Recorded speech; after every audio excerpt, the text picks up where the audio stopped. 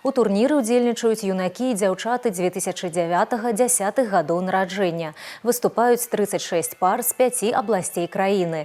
Спаборніцтвы ладзяцца на манежы абласнога цэнтра алімпійскага рэзерву па прыкладных відах спорту. Скарочаны і прыбаўлены крок, рысь, галоп, піруэты. Члены журы ацэньваюць не толькі тэхнічную дакладнасць выканання элементаў праграмы, але і паразуменне паміж вершнікам и конем.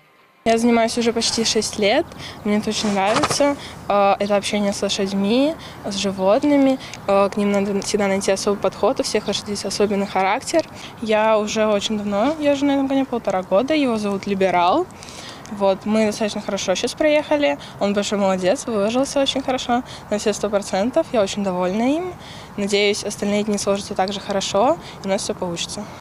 Арганізатары ўпэўнены, што алімпійскія дні моладзі для юных талентаў коннага спорту стануць своеасаблівым плацдармам для будучых прэстыжных турніраў і перамог. Это однозначно площадка для старта и для серьезных соревнований. Как бы ребята, которые проходят вначале 2 первые года обучения в группе НП, потом проходят также по классам спортивного совершенствования, высшего спортивного мастерства. Когда вот дети вот эти выступают на готовых лошадях, и скажем так, что 70% здесь зависит от лошади. У них на данный момент, потому что лошади готовые, большая часть лошадей возрастные, а у них уже 30% маленького усилия. У взрослых всадников наоборот.